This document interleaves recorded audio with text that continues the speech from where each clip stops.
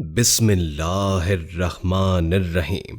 السلام علیکم پیارے اسلام کے پیارے پیارے دوستو، ہم آپ کو پیارا اسلام میں خوش آمدید کہتے ہیں۔ امید ہے کہ آپ سب ایمان اور تقوی کی بہترین حالت میں ہوں گے۔ آج ہم آپ کی خدمت میں ایک اور نیا اور سبق آموز قصہ لے کر آئے ہیں۔ آج کا قصہ ایک حیرت انگیز اور پراسرار واقعہ ہے۔ آج کے قصے کا موضوع ہے کہ کیسے ایک اللہ والے نے 500 پنڈتوں کو پتھر بنا دیا۔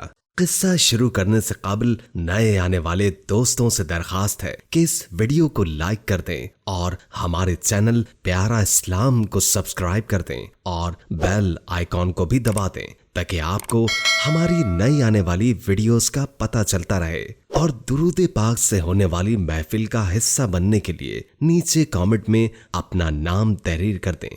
جیسے کہ ہم نے آپ کو پہلے بتایا کہ آج کا قصہ ایک ایسے اللہ والے کا ہے جس نے 500 پنڈتوں کو پتھر بنا دیا۔ ایک ہندو جوگی تھا جو چمگادڑ اور اژدہے کی شکل میں تھا۔ ایک دفعہ کا ذکر ہے کہ ایک سلطان سمنان و صوفی بزرگ حضرت اشرف جہانگیر سمنانی رحمت اللہ تعالی علیہ، جو کہ ایران کے ایک شہر سمنان کے رہنے والے تھے، آپ نے سلطنت چھوڑ کر اللہ تعالی کی یاد میں خود کو غرق کر لیا اور اسلام پھیلانے کے لیے آپ نے ہندوستان کا رخ کیا۔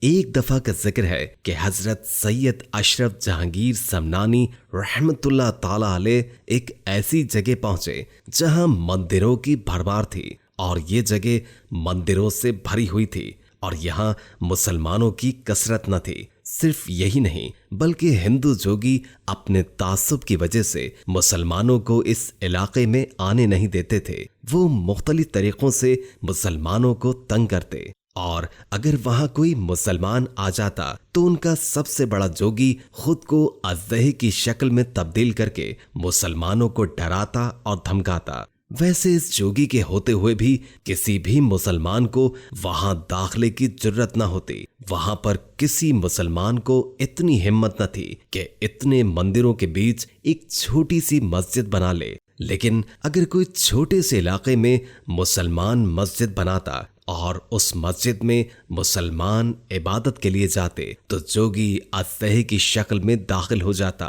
اور مسجد کے صحن میں کنڈلی والا سانپ بن کر بیٹھ جاتا۔ لوگ ڈر جاتے اور گھروں کو چلے جاتے۔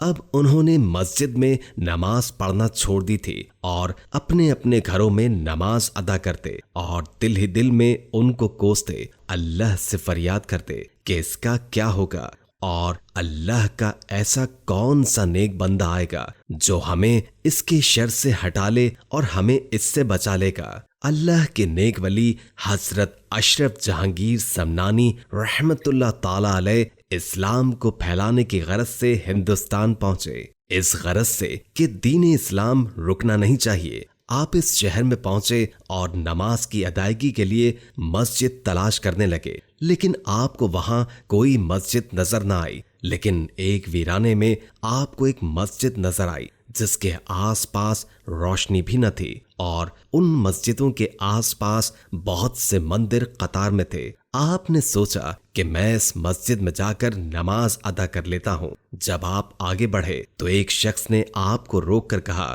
کہ آپ دیکھنے میں درویش لگتے ہیں اور لگتا ہے کہ آپ اس جگہ پر نئے آئے ہیں۔ آپ نے جواب دیا، ہاں میں یہاں ایران سے آیا ہوں، لیکن تم نے مجھے مسجد میں جانے سے کیوں روکا؟ اس شخص نے جواب دیا کہ حضرت آپ اس جگہ پر نماز ادا نہ کریں، یہاں ایک جوگی ہے جو جانوروں کے مختلف بھیس بدل کر آتا ہے اور نمازیوں کو ڈراتا ہے اور اکثر لوگوں کو مار دیتا ہے۔ آپ کو بھی یہاں مندروں کے علاقے میں نماز ادا نہیں کرنی چاہیے۔ آپ رحمت اللہ تعالی علیہ نے کہا کہ اگر یہ بات ہے تو میں یہاں ضرور رکوں گا اور دیکھتا ہوں کہ وہ جوگی کیسے مسلمانوں کو انہی کی مسجد میں نماز ادا نہیں کرنے دیتا۔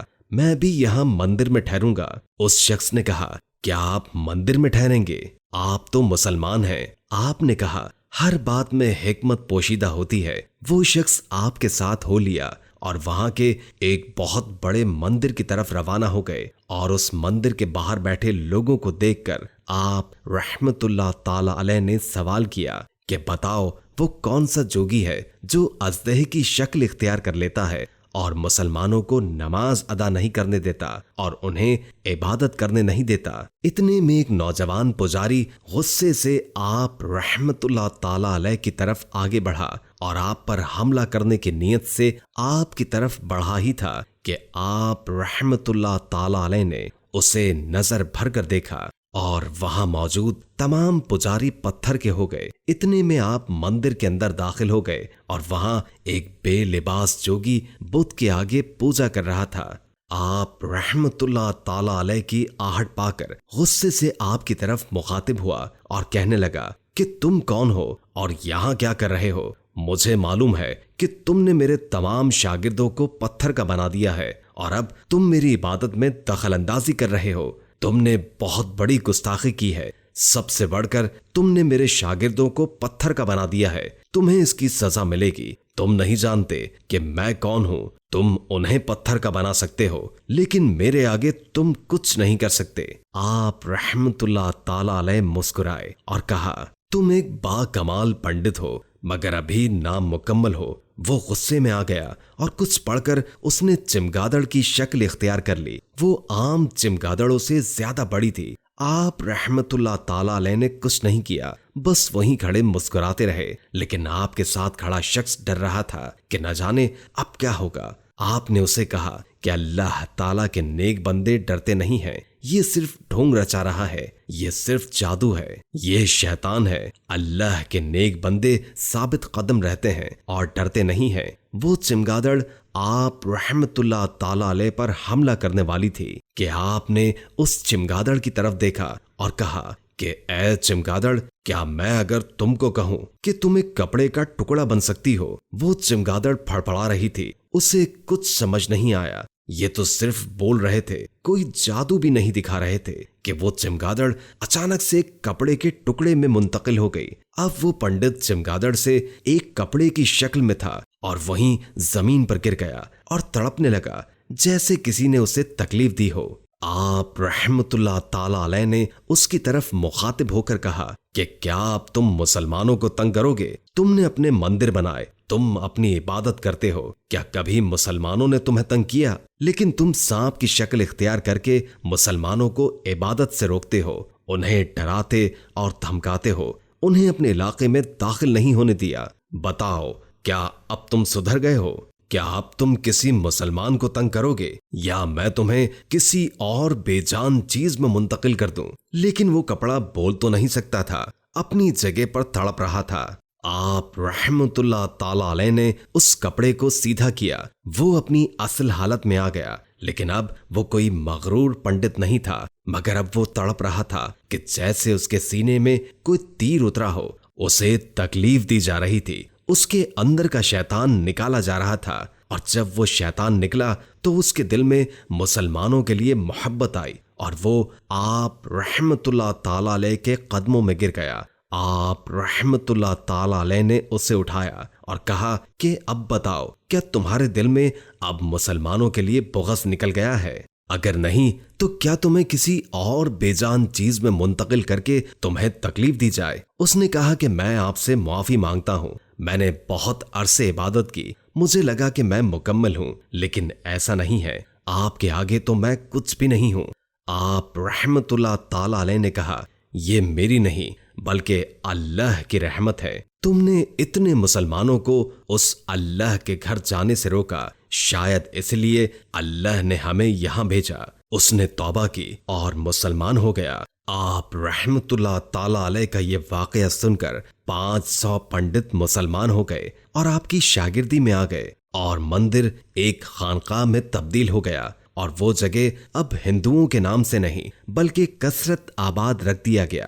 ویڈیو اچھی لگی ہو تو اسے لائک کر کے شیئر کر دیں، کیونکہ اچھی بات آگے پہنچانا صدقہ ہوتا ہے، اس سے آپ کی بھی اصلاح ہوگی اور دوسروں کی بھی۔ اور کوئی اچھا سا کامنٹ کر دیں، اس سے ہماری بھی حوصلہ افزائی ہوتی ہے۔ امید ہے کہ اس قصے نے آپ کے ایمان کو تازہ کیا ہوگا۔ اللہ تعالی ہم سب کو اپنے حفظ و امان میں رکھے۔ جزاک اللہ۔